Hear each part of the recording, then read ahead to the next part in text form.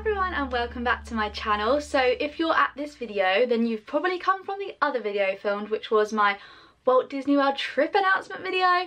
So this is now going to be obviously the itinerary, so I thought I'd do it separately rather than bombard you with loads of information about the trip and then what we're doing. So obviously if you just wanted to know like the separate bits, then this is the video for you. But if you haven't watched the trip announcement, then go watch that, because I let you know where we get our tickets from, sort of let you know where we're staying, like what like the accommodation's like, and I talk about loads of other random things, but it's all about Walt Disney World. So if you're interested in that, then go watch that video. I will leave a link to it below for you. So before we start, obviously mini ears from Walt Disney World, Disneyland Paris, any Disney park, and this cute top from Primark. I don't know if I've shown this before, but it's Mickey and he's got glittery sequins on. Love this top, not worn it yet. I'm going to take this away with me, I think. So this is actually the second time I filmed this video. The first time, again, I had the lipstick thing, it was all over my teeth, so I was like, cannot use that, so I've got to start again. So I'm going to show you what I've been using to plan, first of all. So obviously I've just got my 2018 diary, so I can write things in there.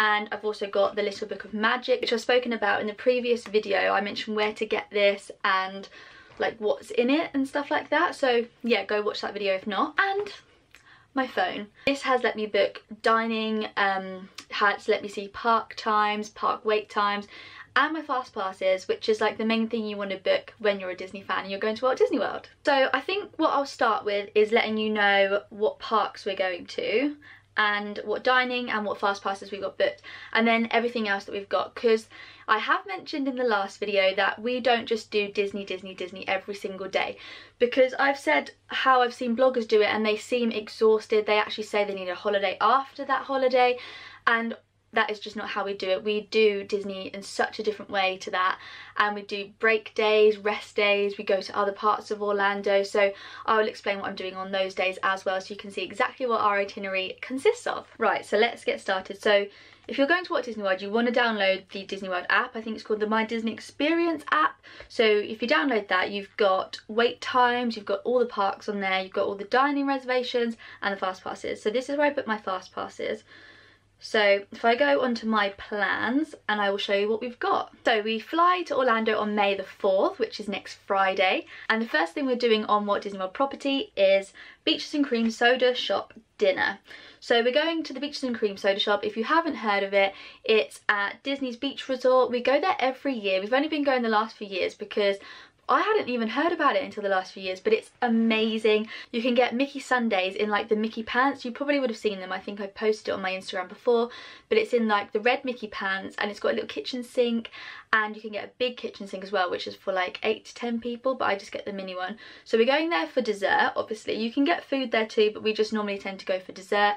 There is a walk-in, so if you're staying at that hotel and you didn't want to sit down, because it's very small, so I would recommend pre-booking this in advance, you can just walk up to the counter, grab a small kitchen sink, grab any ice cream. I'm not sure about like the food, but you can get any like ice cream and dessert and just take it away. You can sit outside, but it's very small in there. I think I posted pictures before, but obviously in this trip I will vlog it for you so you can see how cute it is. It's like 60s theme. So we're going there on the Sunday for around 8 o'clock, and then the next day we are going to Animal Kingdom. So that's our first park. So Animal Kingdom is the first park we're visiting this trip. So that's on Monday. And the fast passes I've got booked for that are Expedition Everest, Navi River Journey, and Kilimanjaro Safaris. So I tried to get the flight of passage, but because we're not staying on Disney property, which I've mentioned before, we can only get our fast pass windows 30 days before rather than 60 days. So that is a massive bonus of staying on property. I've already explained where we stay and why we stay there in the previous video about our accommodation, how we've had it for 20 years. So if you really want to know where we're staying and where we stay and all that thing and how we manage to go every year, then go check that video out. So yeah, I'm excited for Expedition Everest. I love that ride. Obviously my partner's coming this year and he's never ever been before, so I'm just excited to show him all the big rides because he loves that sort of thing. And for lunch we've got the Yak and Yeti restaurant booked. I think I might try the Salute, I can't remember what the Pandora place is, something canteen, but I want to try that because I want to try the burger pods. Like, they look weird, but I want to try that, and I want to try the blossom drink. So yak and yeti for dinner. If you haven't tried it, it's very much similar to the yak and yeti fast food outside, like the quick service. It's just like orange chicken, lemon chicken, honey glazed chicken. Either way, it's great, and they have everything with rice, so it's fab in there. And we've got Kilimanjaro's booked last, the Kilimanjaro safaris, because if you haven't been to Walt Disney World, obviously it's really hot and animals don't really like to be out when it's like peak hot time. So the best times to go is early in the morning or like in the afternoon, or when it rained, because we went when it rained once and we saw all the animals. You pretty much see all the animals anyway, but it's better to go when it's cooler because you do see them a lot more. They're a lot closer to the car and you just get more of a better experience. I haven't booked FastPass seats for the nighttime show. We did that last year. I wasn't overly a massive fan. I'm not sure if we're going to stay around to watch that again this year. All the Rivers of Light, and yeah, I wasn't blown away, so I don't think I'll be wasting a FastPass on that, or probably won't be watching that this year either.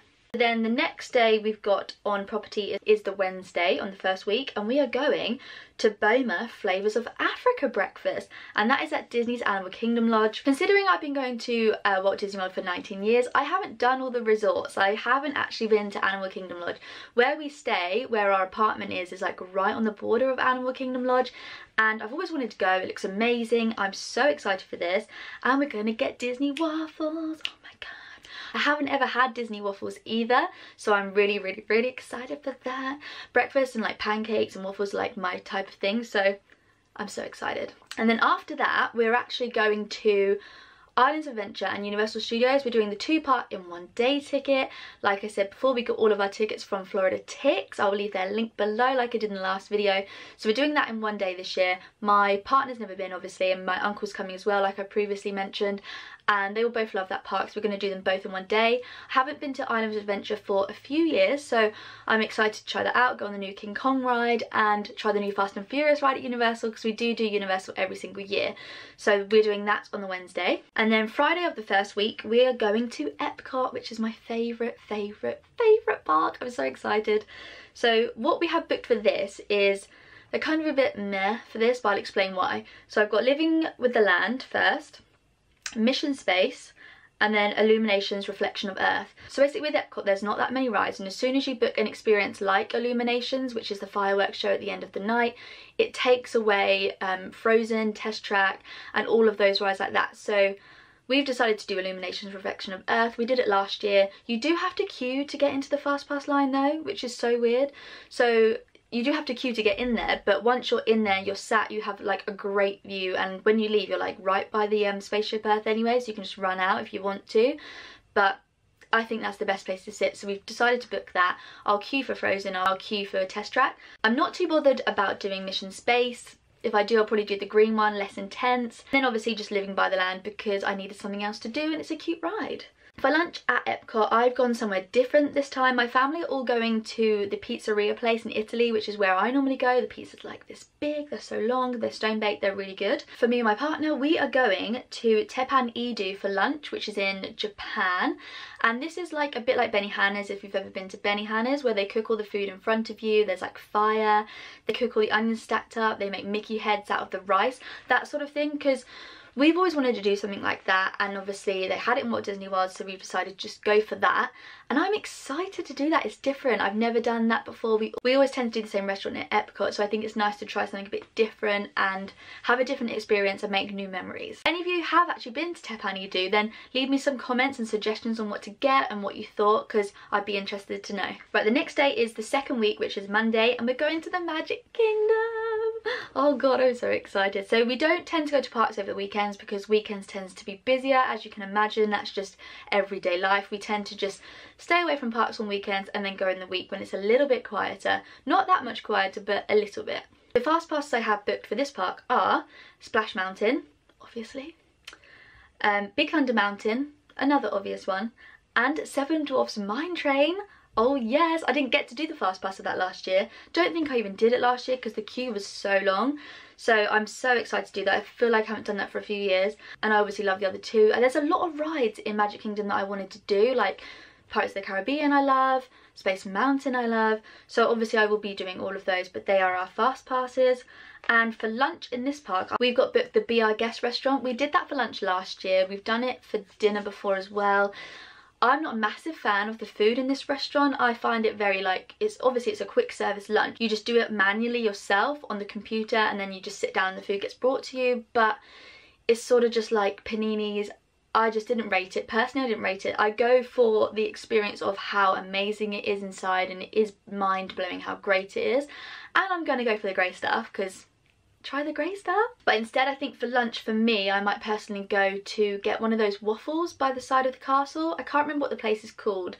Don't know if it's Pixie Hallows or something. I've actually never been there to eat, but it's just a quick service waffles with like whipped cream and strawberries in. I think that looks better and I probably would prefer that more.